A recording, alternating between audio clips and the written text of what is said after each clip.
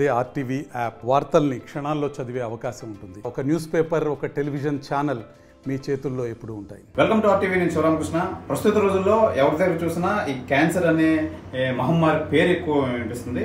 అయితే ఈ క్యాన్సర్లో ఏ రకాలు ఉన్నాయని చెప్పి ఈ రోజు మనతో పాటు మెడికవర్ హాస్పిటల్ సంబంధించి doctor Ramesh Almuri, senior consultant surgical oncologist మనతో పాటు ఉన్నారు. డాక్టర్ గారు నమస్తే సార్.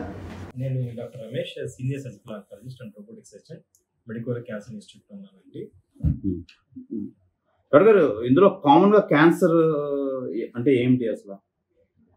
ఇండియాలో వచ్చే కామన్ క్యాన్సర్ ఇండియాలో అంటే మనకి ఈ క్యాన్సర్స్ అనేది అంటే శరీరంలో ఏ భాగానికైనా క్యాన్సర్ రావచ్చు. కాబట్టి ఇండియాలో మనకి వచ్చే క్యాన్సర్స్ లో చాలా కామన్ గా హెడ్ అండ్ నెక్ క్యాన్సర్స్, నోటి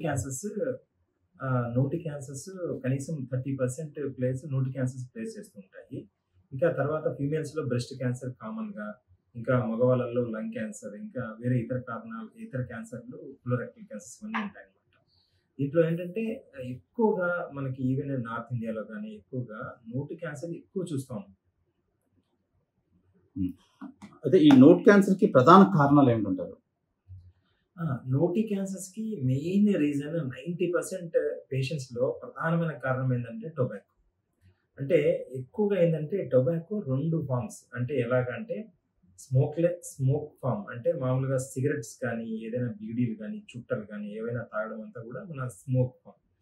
దీని ద్వారా ఏంటంటే ఎక్కువగా నోటి క్యాన్సర్స్తో పాటు ఇంకా లంగ్ క్యాన్సర్స్ కానీ, ఇంకా జిఐ క్యాన్సర్స్, ఇంకా కిడ్నీ, ఇంకా ఫీమేల్స్లో గైనిక్ క్యాన్సర్స్ కానీ, ఇవన్నీ కూడా బ్లాడర్ క్యాన్సర్స్, ఇవన్నీ వచ్చే అవకాశం ఉంటుంది. అదే ఇంకొక ఫామ్ ఎక్కువగా తీసుకునేది ఏంటంటే చూవింగ్, అంటే ఈ టొబాకో ప్రొడక్ట్స్ నములుతూ ఉంటారు రకరకాల ఫామ్స్లో, ఇంకా గుట్కా అని, ఖైని, రకరకాల ఫామ్లో. ఏదేమైనా ఏ రకంగా తీసుకున్నా కూడా దీనివల్ల చాలా చాలా దుష్పరిణామాలు ఉంటాయి. ఇంకా ఈ నమిలి తీసుకునే టొబాకో వల్ల, అంటే ఈ గుట్కాని చాలా మంది వాళ్ళ అలవాట్లు ఏంటంటే అలాగా నమిలి నోట్లో అలాగే పెట్టేసి ఉంటారు అనమాట. దీనివల్ల లోకల్గా ఉన్న మొత్తం మ్యూకోజా, నోటికి సంబంధించిన లోపల ఉన్న పొర ఏదైతే ఉందో అది ఇంకా అప్పర్ జిఐ ట్రాక్ట్ ఉంటాం అనమాట. అంటే ఫారింగ్స్ కానీ, అంటే గొంతు లోపల ఉన్న కణజాలం, ఇంకా ఆహార వాహిక కణజాలం, ఇదంతా కూడా టొబాకో ప్రొడక్ట్స్ వల్ల కంటిన్యూస్గా ఎక్స్పోజ్ అవుతూ ఉంటుంది అనమాట. ఇలాగా క్రానిక్గా ఈ టొబాకోలో ఉన్న క్యాన్సర్ కారకాలు అయితే ఏవైతే ఉన్నాయో అవి అలాగే కనుక కంటిన్యూస్గా ఆ భాగానికి ఎక్స్పోజ్ అయ్యే కొద్దీ ఆ భాగం క్యాన్సర్ బారిన పడే అవకాశం ఉంటుంది. అందువల్ల ఎక్కువగా మనం నోటి క్యాన్సర్లు చూస్తూ ఉంటాం అనమాట. ఇంకా ఈ టొబాకోనే కాకుండా ఇంకా ఏమేమి ఉన్నాయంటే ఆల్కహాల్ తీసుకున్నా కూడా ఈ క్యాన్సర్ ఎక్కువ అవ్వచ్చు. ఇంకా పొగాకుకి ఇంకా ఆల్కహాల్కి రెండిటికి అవినాభావ సంబంధం ఉంటుంది. అంటే ఎవరైనా ఒకటి తీసుకునే వాళ్ళకి ఇంకా ఆల్కహాల్ కూడా తీసుకునే అలవాటు ఉందనుకోండి, ఇంకా వచ్చే అవకాశం ఇంకా వాళ్ళకి రెండింతలు అవుతుంది. ఇంకా దాంతోపాటు ఇంకా పూర్ ఓరల్ హైజీన్, అంటే నోరు శుభ్రంగా ఉంచుకోకపోవడం, ఇంకా నోట్లో చాలా మంది మనం నిర్లక్ష్యం ఏం చేస్తుంటారంటే కేరిస్ టూత్, అది ఏముంది లేని నెగ్లెక్ట్ చేస్తుంటారు. కానీ కేరిస్ టూత్ వల్ల కూడా క్యాన్సర్ రావచ్చు. ఎందుకంటే ఈ సెప్టిక్ ఫోకై వల్ల గమ్ క్యాన్సర్స్, అంటే మనకు చిగుళ్ళ దగ్గర ఉన్న క్యాన్సర్స్ కానీ ఇవి వచ్చే అవకాశాలు ఉంటాయి. అందువల్ల నోట్లో పిప్పి పళ్ళను కూడా మనం నిర్లక్ష్యం చేయకూడదు. ఇంకా ఒక్కోసారి షార్ప్ ట్యూత్, అంటే పళ్ళు చాలా బాగా షార్ప్గా ఉండి పక్కన ఒక ఒరిపిడి కలగజేస్తూ ఉంటాయి. దీనివల్ల కూడా పక్కన ఏదైతే భాగం ఒరిపిడికి గురవుతూ ఉంటుందో దానివల్ల కూడా నాలుక మీద కానీ ఎక్కడైనా క్యాన్సర్ రావచ్చు. ఇంకా ఓసారి పెట్టుడు దంతాలు, ఒక్కోసారి మన డెంచర్స్, అవి కూడా సరిగ్గా గనక ఫిక్స్ అవ్వకుండా ఇర్రెగ్యులర్గా ఉన్న గనక వాడితే కంటిన్యూస్ ఫ్రిక్షన్ వల్ల, ఘర్షణ వల్ల పక్కన ఉన్న భాగంలో క్యాన్సర్ రావచ్చు. సో పొగాకు ఉత్పత్తుల వల్ల 90% క్యాన్సర్ కారణమైతే ఈ వేరే కారణాలు కూడా 1 నుంచి 10%. కాబట్టి ఏ చిన్నది కూడా మనం ఎట్టి పరిస్థితుల్లో ఇది ఏముందిలే అని నిర్లక్ష్యం చేయకూడదు. డాక్టర్ గారు, అసలు వీటన్నిటికీ అసలు చికిత్స విధానాలు ఏమిటి అసలు? ఏ భాగానికైనా కూడా క్యాన్సర్ చికిత్సను తీసుకుంటే ప్రధానంగా ముఖ్యమైన 3 చికిత్స అందరికి తెలిసింది ఏంటంటే, ఒకటి సర్జరీ, శస్త్రచికిత్స, ఇంకొకటి రేడియోథెరపీ, ఇంకొకటి ఏంటంటే కీమోథెరపీ అంటాం. కానీ ఈ నోటి క్యాన్సర్లలో మెయిన్గా 2 వెరీ వెరీ ఇంపార్టెంట్ ట్రీట్మెంట్స్ ఏంటంటే సర్జరీ, రేడియోథెరపీ ఎక్కువ రోల్ ప్లే చేస్తాయి. అంటే ఏ రకంగా అంటే చాలా ప్రాథమిక దశలో మనం గనక ఈ క్యాన్సర్ని కనుక గుర్తిస్తే, నోటి క్యాన్సర్లని శస్త్రచికిత్స ద్వారా లేకపోతే రేడియోథెరపీ ద్వారా సింపుల్గా ట్రీట్మెంట్ అయిపోవచ్చు.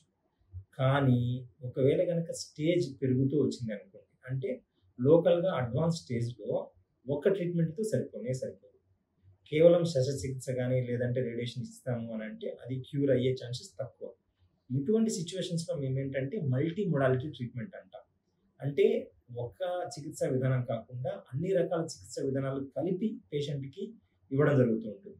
అంటే ఉదాహరణకి మొదటి సర్జరీ చేసేసాం అనుకోండి, అంటే శస్త్రచికిత్స తర్వాత అదే పేషెంట్కి రేడియేషన్ కీమోథెరపీ కూడా ఇవ్వాల్సిన అవకాశం ఉంటుంది. అంటే స్టేజ్ పెరిగే కొద్దీ మనం మల్టీ మోడల్ ట్రీట్మెంట్ పేషెంట్కి అందించడం జరుగుతూ ఉంటుంది.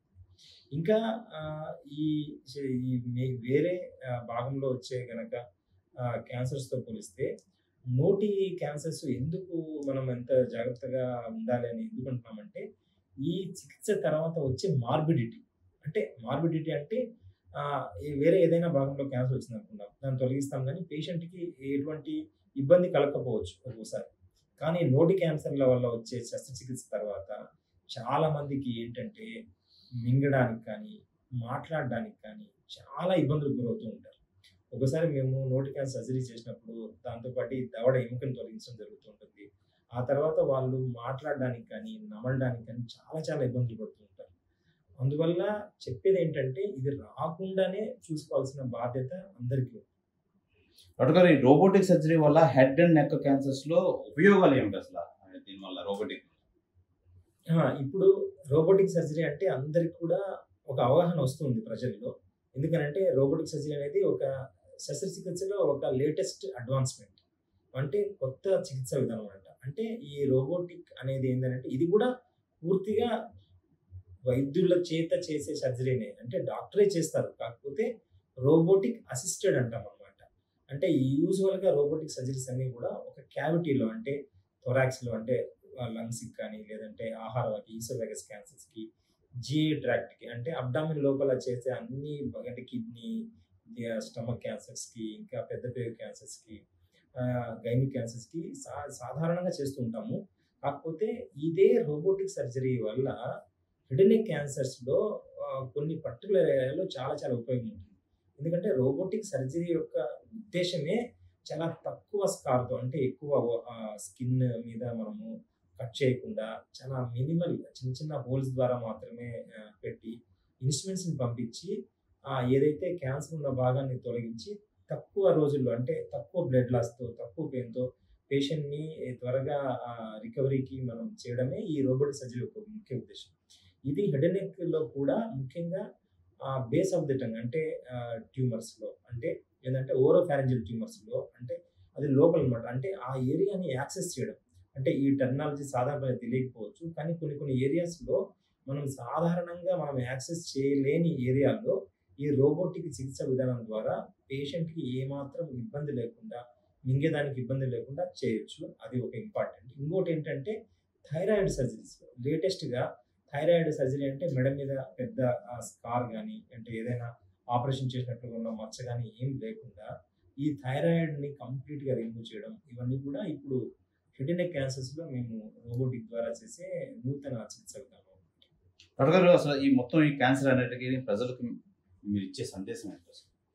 ఇప్పుడు మనం కాస్త ఈ 4-5 ప్రశ్నల్లో ఎక్కువ నోటి క్యాన్సర్ గురించి తెలుసుకున్నాం. కానీ నేను ప్రజలకి ఇచ్చే సందేశం ఏంటంటే ఈ క్యాన్సర్ అనేది శరీరంలో ఏ భాగానికైనా రావచ్చు. ఇప్పుడు మారుతున్న జీవన శైలి, మన ఆహారపు విధానాలు, మన కొత్త అలవాట్లు, ఈ వెస్టర్నైజేషన్, ఇవన్నీ మన దేశంలో క్యాన్సర్ ఇన్సిడెంట్స్ విపరీతంగా పెరగడానికి కారణమవుతాయి.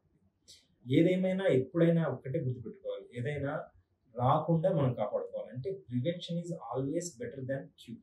ఎందుకంటే వచ్చిన తర్వాత మనం ఏదైనా చికిత్స చేసిన తర్వాత ఈ క్యాన్సర్స్లో మొదటి 1-2 స్టేజెస్లో క్యూర్ చేసే అవకాశం ఎక్కువ, లేట్ అయ్యే కొద్దీ చాలా చాలా తగ్గిపోతుంది. అందువల్ల 80% మనం క్యాన్సర్ రాకుండా కాపాడుకోవాలి ఎలా అనే దాని గురించి ఆలోచించాలి. అంటే ప్రివెంటివ్ ఆంకాలజీ అంటాం.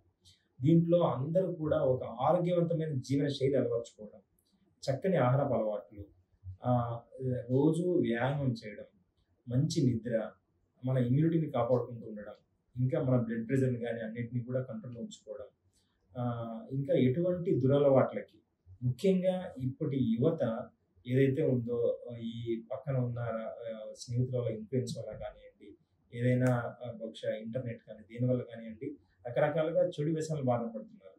వీటి వల్ల తాత్కాలికంగా ఆనందం ఉండొచ్చేమో కానీ దీర్ఘకాలికంగా చాలా రకాల బాధలు పడతారు. అందువల్ల ఇటువంటి దుర్వ్యసనాల జోలికి పోకూడదు. ఇలాగా మనం అన్ని కనుక మన జీవనశైలిని మార్చుకుంటే మనం ఈ క్యాన్సర్ బారిన పడకుండా మనం కాపాడుకోవచ్చు. డాక్టర్ గారు, ఇప్పుడు ఈ క్యాన్సర్ రాకుండా మనకి ముందుగా తీసుకోవాల్సిన జాగ్రత్తలు ఏంటి?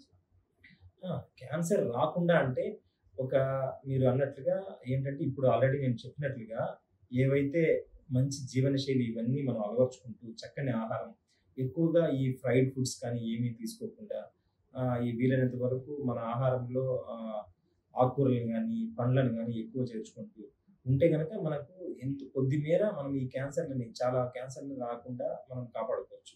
కానీ ఎవ్వరు కూడా వాడు గుర్తుంచుకోవాల్సిన విషయం ఏంటంటే ఏ మనిషి కూడా క్యాన్సర్కి ఇమ్యూన్ కాదు. అంటే క్యాన్సర్ రాకుండా అసలు మనం ఎట్టి పరిస్థితుల్లో మనం ఏంటంటే క్యాన్సర్ అనేది ఒక ఏజింగ్ ప్రాసెస్లో కూడా మన శరీరం ఏజ్ అయ్యే కొద్దీ కూడా క్యాన్సర్ బారిన పడే అవకాశం ఉంటుంది. అంటే ప్రతి మనిషి జీవితకాలంలో 5-10% క్యాన్సర్కి రిస్క్లో ఉంటారు.